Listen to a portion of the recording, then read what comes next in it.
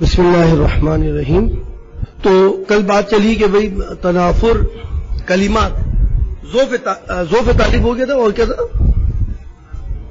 تنافر الکلمات. تنافر کی بات کر رہے تھے کہ فصاحت فی الکلام میں بیماری ہے تنافر الکلمات، یعنی کلام میں ایسے کلمات آ جائیں جن کے درمیان تنافر ہو، یعنی زبان پر کہنے میں ادائیگی میں ذرا ثقل پیدا کرتے ہوں، اگرچہ بظاہر فصیح نظر آئے لیکن پڑھتے وقت سلاست اور روانی برقرار نہ رہے، اس کو کہتے ہیں تنافر الکلمات.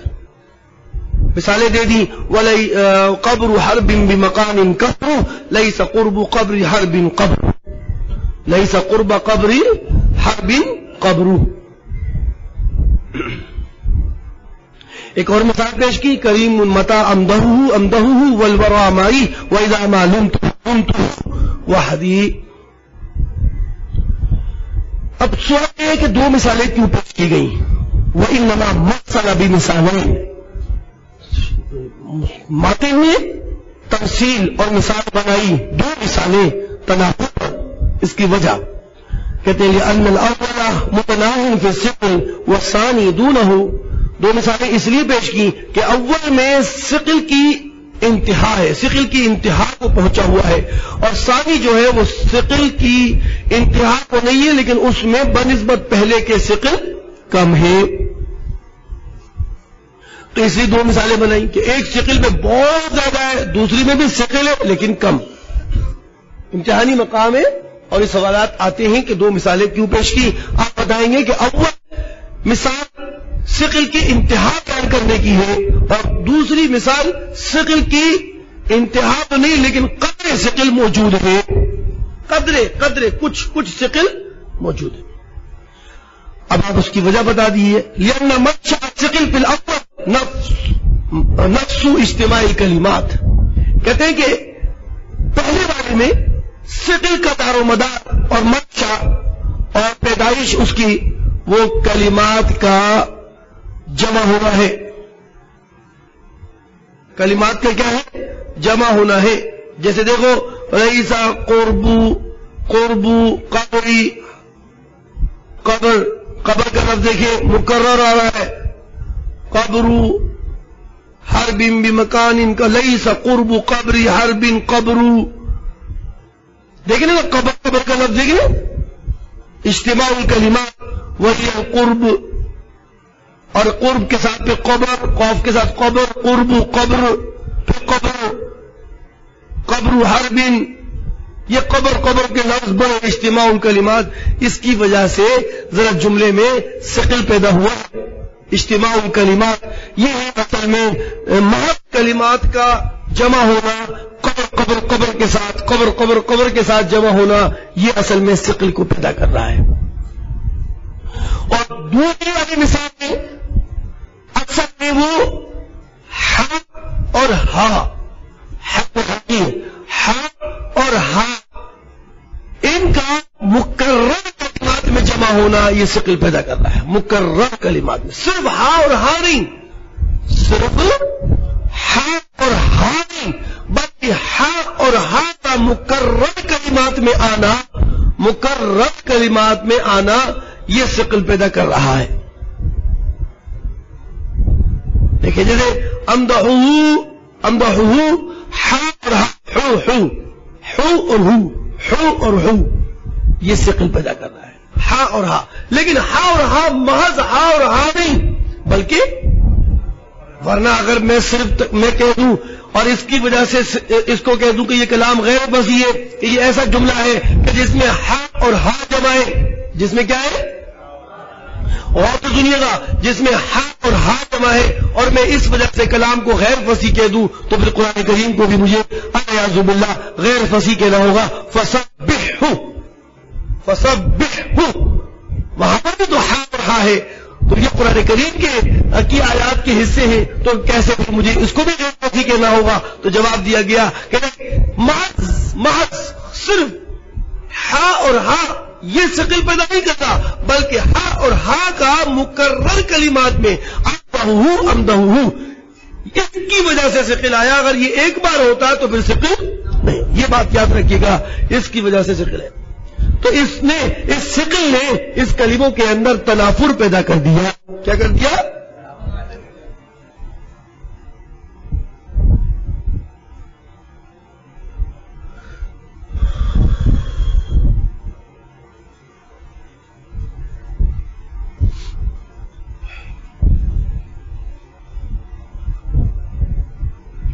اب عبارات دیکھیے گا، غور سے سنیے گا میری باتیں. عبارات کی شکل میں موجود ہیں. انما مثل بمثالین لان الاول متناہ فی الثقل، اس لیے کہ پہلی والی مثال وہ ثقل میں انتہائی درجے کو پہنچنے والی ہے. والثانی دونہ، اور دوسری والی مثال یعنی کریم متى عمدہ، یہ انتہائی درجے سے کم ہے.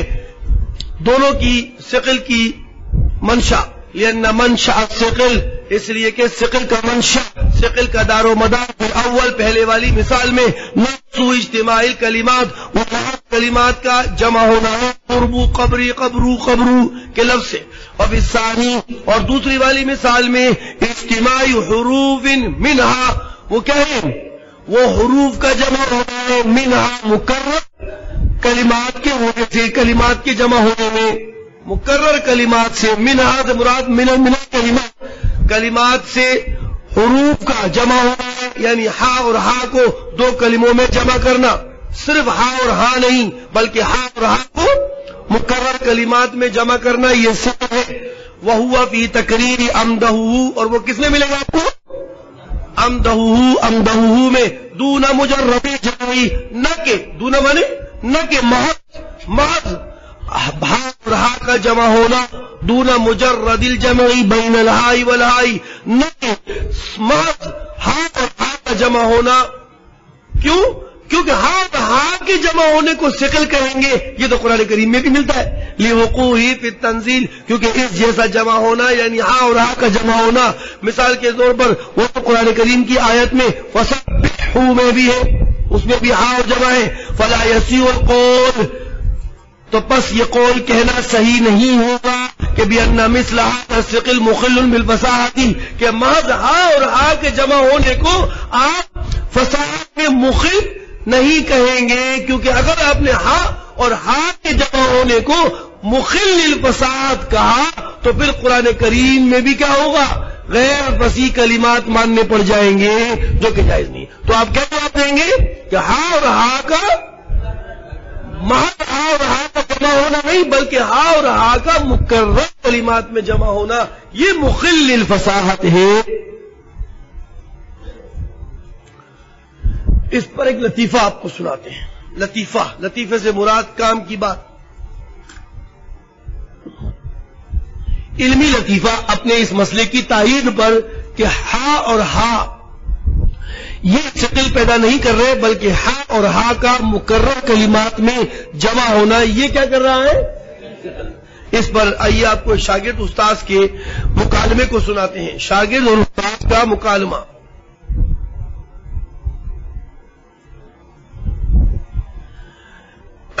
کہتے ہیں کہ ذکر صاحب اسماعیل بن عباد، اسماعیل بن عباد صاحب ان کا لقب ہے کیونکہ یہ بادشاہوں کی صحبت میں رہا کرتے تھے. تو اسماعیل بن عباد کو لقب مل گیا صاحب کا.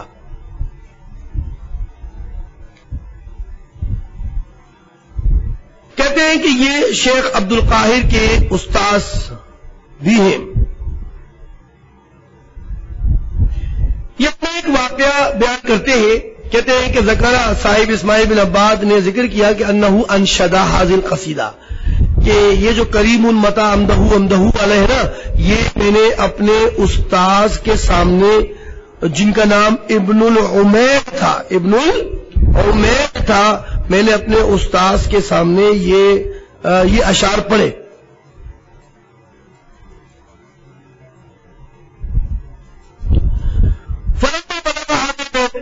جب میں اس شعر کے پاس پہنچا، قال له الاستاذ، تو ابن العمیر استاد نے مجھ سے کہا هل تعرف فيه شيئا من الحجنہ، حجنہ کے معنی قباحت.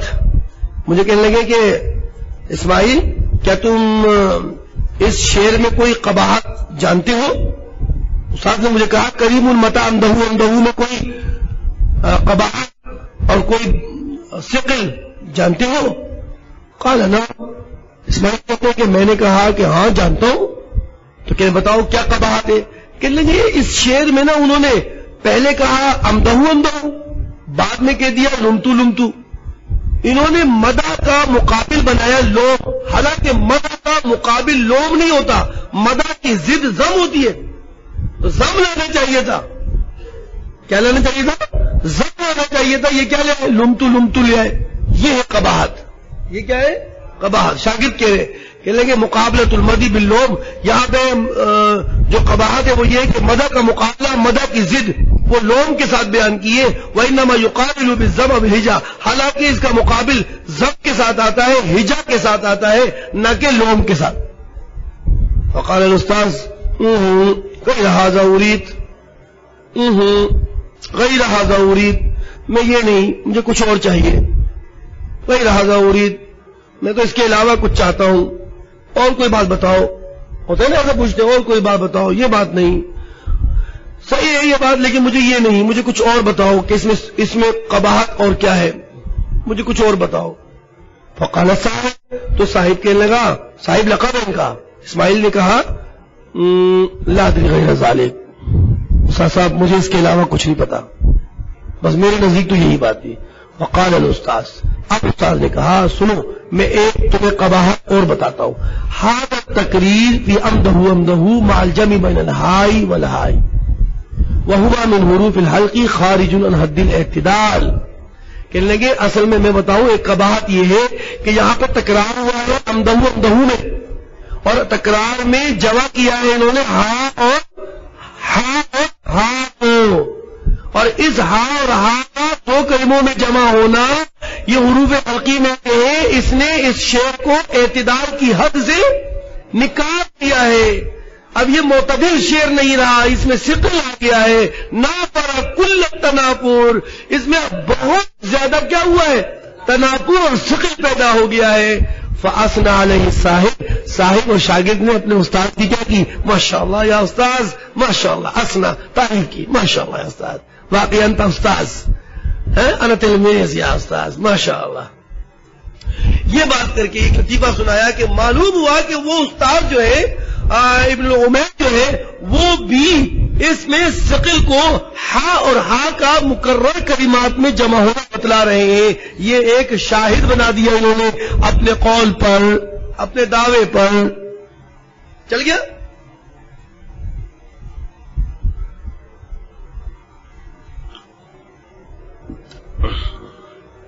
جی بچوں، کلام فصیح ہونا چاہیے.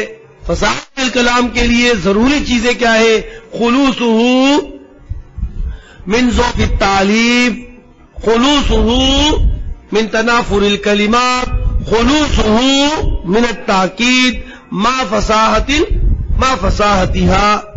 کلمات بھی فصیح ہونے چاہیے اور ان کلمات کے جمع ہونے میں یہ خرابیاں نہیں ہونی چاہیے کہ ترکیب صحیح نہیں ہے، نحوی قانون کے خلاف ہے، کلمات ایسی ترتیب میں لا رہے ہیں کہ جس پر زبان کی ادائیگی میں، زبان ان کی ادائیگی کرنے پر ثقل محسوس کرتی ہے. اور تیسری بات تاکید بھی نہیں ہونی چاہیے. تاکید کا کیا معنی؟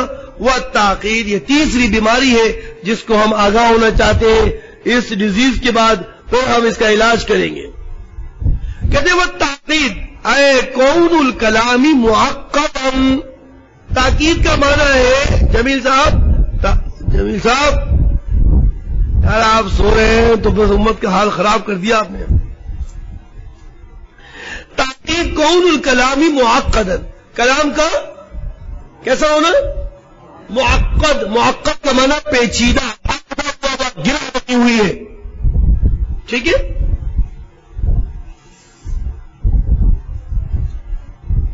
لیکن اگر یہ بات سمجھ میں نہیں آتی تو چلو ماتید نے خود تشریح کر دی ہے.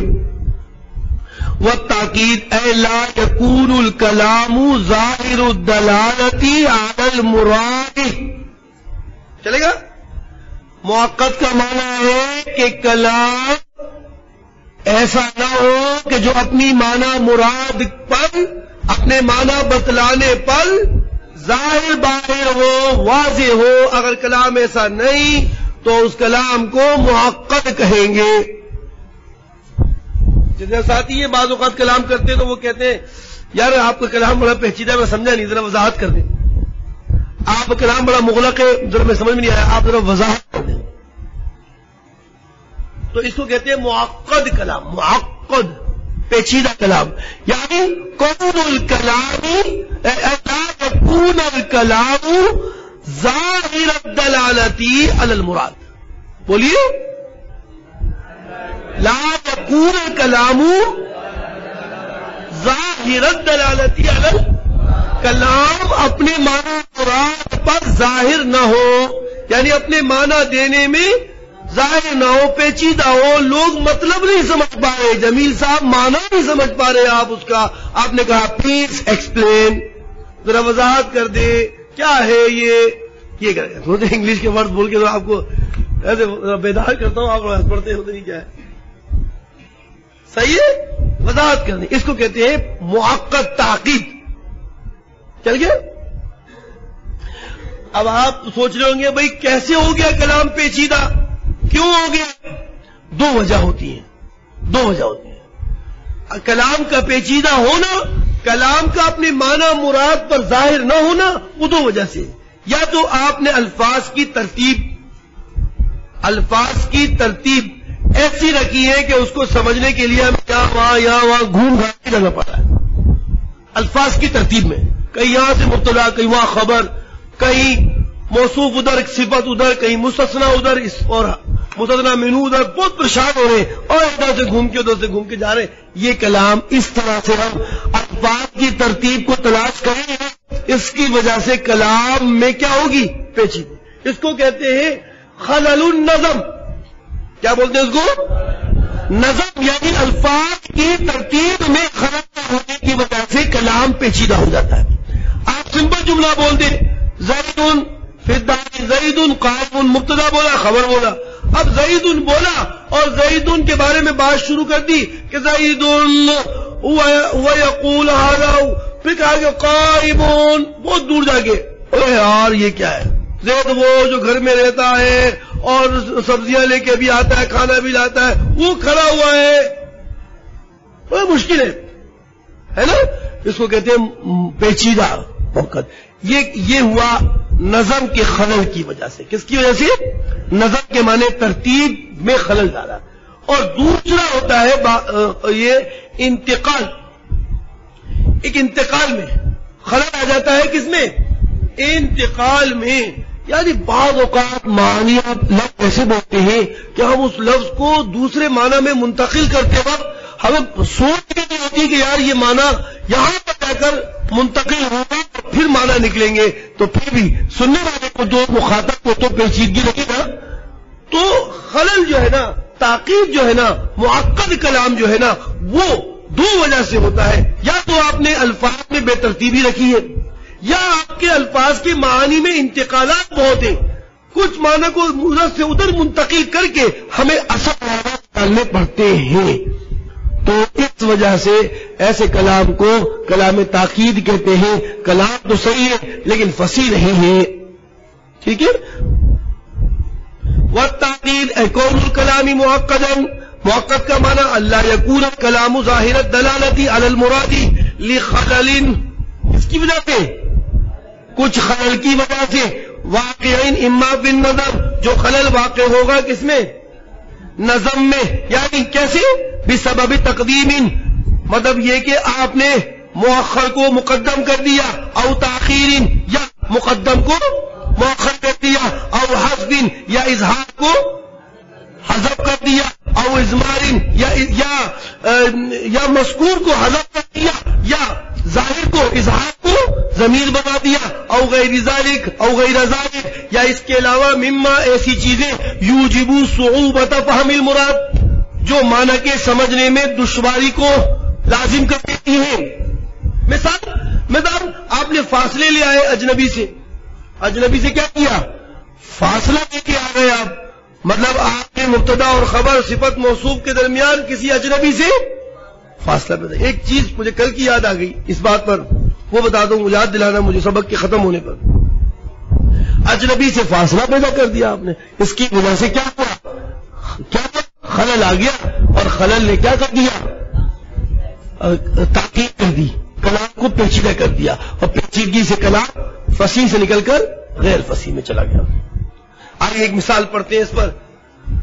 کقول الفرزدق، سفرجل کے وزن پر پڑھیں گے. فرزدق شاعر ہے بہت بڑا، وہ ہشام کا ماموں ہے ابراہیم، اس کی تعریف کرتا ہے.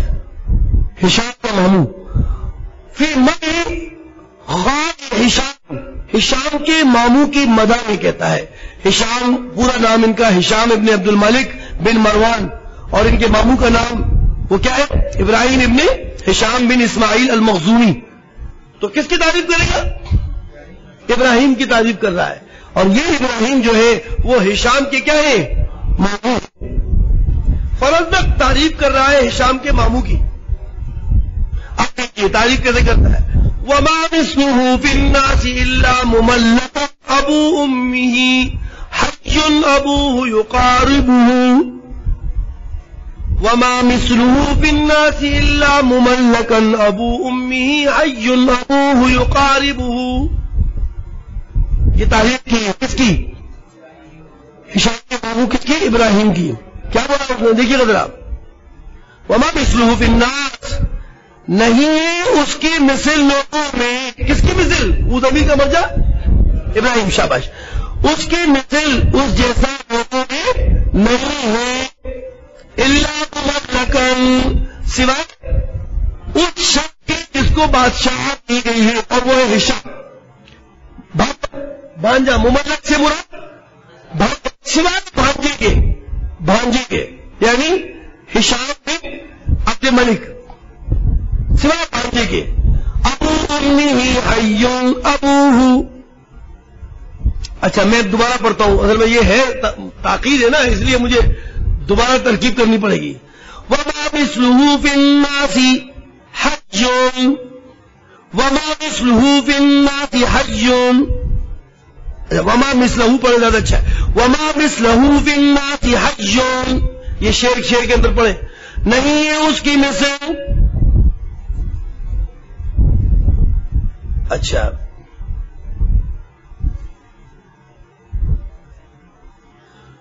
ہاں. وما مثلہ فی الناس حج، نہیں ہے اس جیسا لوگوں میں زندہ. نہیں ہے اس جیسا لوگوں میں زندہ. الا مملکن، سوائے مملک، سوائے اس کے مملک. ملک یملک تملیک، بادشاہت دینا. ٹھیک ہے. سوائے مملک کے اس شخص کے جس کو بادشاہت دی گئی، یعنی وہ کو بادشاہ ہشام. ابو امی ابوہ،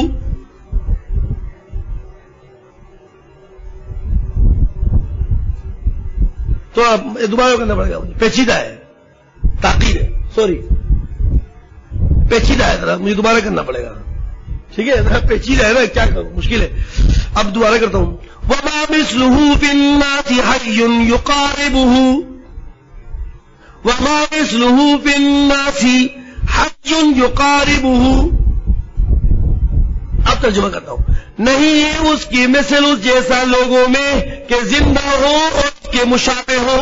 زندہ ہو جو اس کے مشابہ ہو. نہیں ہے کوئی کس کے؟ ابراہیم کے جیسا لوگوں میں کوئی زندہ ایسا نہیں جو اس کے مشابہ ہو. الا مملکن، اب آیا سوائے اس آدمی کے جس کو بادشاہت دی گئی. ابو امی ابوہ، ابو امی ابوہ کہ اس کی ماں کا باپ، اس کی ماں کا باپ اس کا باپ ہے. اس کی ماں کا باپ اس کا باپ ہے. یعنی ابو امی ہشام کی ماں کا باپ. ہشام کی پہلی زمین ہشام کی طرف، ہشام کی ماں کا باپ اس کے ماموں کا کیا ہے؟ باپ. یقیناً وہ ماموں ہے تو ماں کا باپ اور ماموں کا باپ وہ کیا ہوگا؟ ایک ہی ہوگا نا. عجیب عجیب شعر بولتے ہیں، عجیب. اب دیکھو کہاں لگا دیا. ابو امی ابوہ کہ اس ہشام کی ماں کا باپ اس کے ماموں کا باپ ہے. اور یقیناً ماں کا باپ اور ماموں کا باپ کیا ہوتا ہے؟ ایک ہی ہوتا ہے. یہ دیکھو کتنی پیچیدگی ہے. آئیے اب اس کی پیچیدگی دیکھتے ہیں. خود آپ نے استاذ میں دیکھا کہ استاذ شعر کا ترجمہ کرتے وقت 2-3 دفعہ چوک کھا گیا. کبھی حیون کو نکالا، پھر حیون کی صفت کو نکالا، یقاربہ کو نکالا، جب جا کے آپ کا یہ شعر ترجمے میں یہ تاکید کی وجہ وہ تاکید ہے، پیچیدگی ہے. اب کیوں ہوئی مجھے پیچیدگی؟ کیونکہ میری لفظ سمجھ میں نہیں آ رہے تھے. میں کیا کرتا؟ اب میں نے ماں کو دیکھا، ماں مثلہ فی النار، اس کی خبر مجھے ملی حیون میں. حیون میں خبر ملی، او کہاں پیچھے جا کے ملی حیون خبر ملی. پھر میں نے جوڑا اس کو. پھر جب میں آگے چلا یقاربہ، یہ حیون کی کیا ہے؟ صفت ہے. حیون کی صفت ہے. اور بیچ میں کیا آیا ہوا ہے؟ موصوف صفت میں اجنبی سے فاصلہ آیا ہوا ہے. ابو آیا ہوا ہے بیچ میں. اگر یہ ابو نہ ہوتا تو میں فوراً سمجھ جاتا کہ حیون کے بعد جو آ رہی لفظ وہ صفت ہے. یہ ابو نے بیچ میں روکا مجھے. ایک مسئلہ یہ ہوا. دوسری بات یہ کہ میں گڑبڑ یہاں ہوئی کہ ابو امی یہ مبتدا ہے، اس کی خبر نکالنا میرے لیے مشکل ہو رہی تھی کہ ابو امی ہی مبتدا تو خبر کا ہے. حیون بیچ میں آیا ہوا ہے. حیون کو تو میں نے مثل کی خبر بنا دیا، ماں کی خبر بنا دیا ہے. میرے لیے مشکل ہوئی تو پھر میں نے حیون کو ہٹایا تو ابو خبر آئی. اور اس ابو امی کے درمیان کیا کیا؟ حیون. یہ پیچیدگی ہو گئی. ایک یہ پیچیدگی ہوئی. دوسری بات یہ ہوئی کہ اللہ حق میں استثناء اور مملک کیا ہے؟ مستثنا ہے. مستثنا مینو نہیں مل رہا. مستثنا مینو حیون ہے، وہ بعد میں. حالانکہ مستثنا مینو کہاں ہوتا ہے؟ پہلے ہوتا ہے. یہ اتنی ساری الفاظ کی بے ترتیبی تھی کہ جس کی وجہ سے کلام کیا ہو گیا؟ غیر فصیح ہو گیا. کس کی وجہ سے؟ بیماری آئی، تاکید. اور بیماری کون سی بیماری تھی یہ تاکید میں؟ یہ نظم کے خلل میں تھی. نظم کا خلل تھا اس میں. اب آئیے ان تمام باتوں کو ہم شرح میں پڑھتے ہیں. ترجمہ سمجھ میں آ گیا؟ ترجمہ لیسا مثلہ لیسا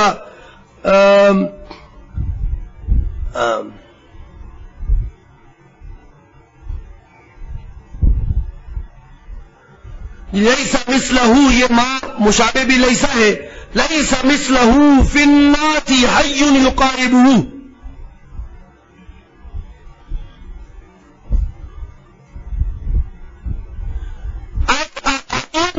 یتبعہ فی الفضائل. یقاربہ کا ترجمہ کیا ہے یعنی کوئی ایسا فضائل میں اس کے کیا ہو؟ مشابہ ہو. الا مملکہ سوائے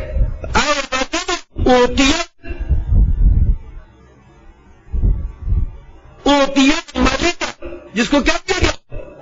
بادشاہ کی گئی ہو، یعنی ہشام. اس سے مراد کون ہے؟ مملک کے شام.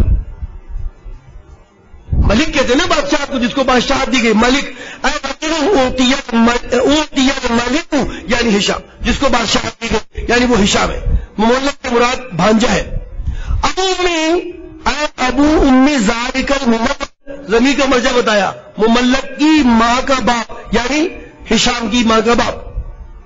ابو یہ اس کا ابو ہے یعنی ابراہیم الممدوح، جس کی تعریف کر رہا ہے وہ. تو ابو زمین کا مرجع بتایا ماں. تو لا یماثلہ، اب ترجمہ پورا بتا رہے. اے لا یماثلہ احد، کوئی مشابہ نہیں ہے. لا یماثلہ احد، کوئی مشابہ نہیں ہے کس کے؟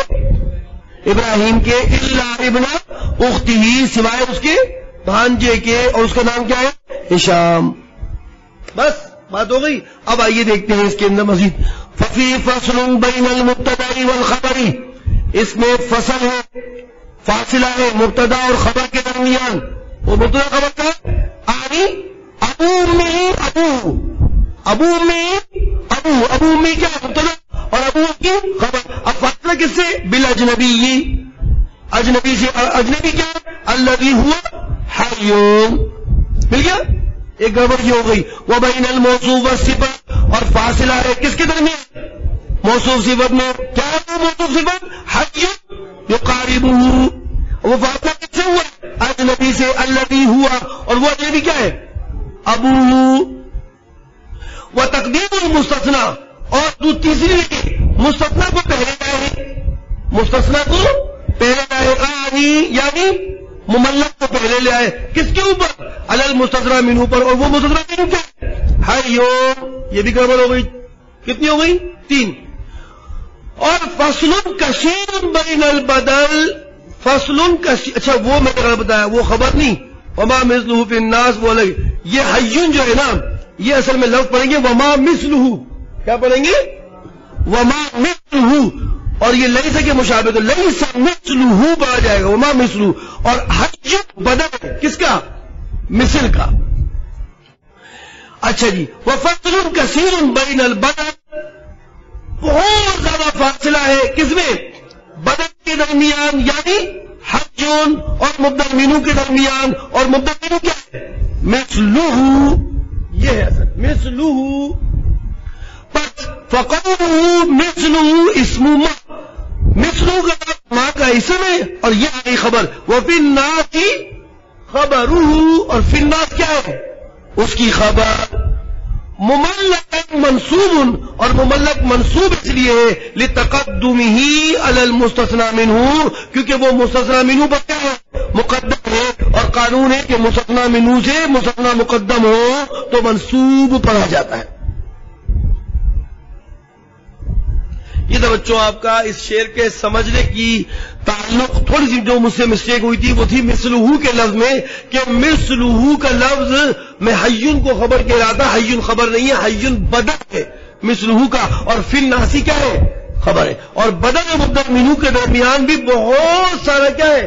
فاصلہ ہے. ٹھیک ہے بیٹا، اس لیے اس کو لفظ کو یاد رکھیے گا، مثلہ لیس مثلہ پڑھیں گے، اور فی الناس ثابتن کے متعلق ہو کر خبر ہوگی اور ثابتن منصوب ہو جائے گا. بس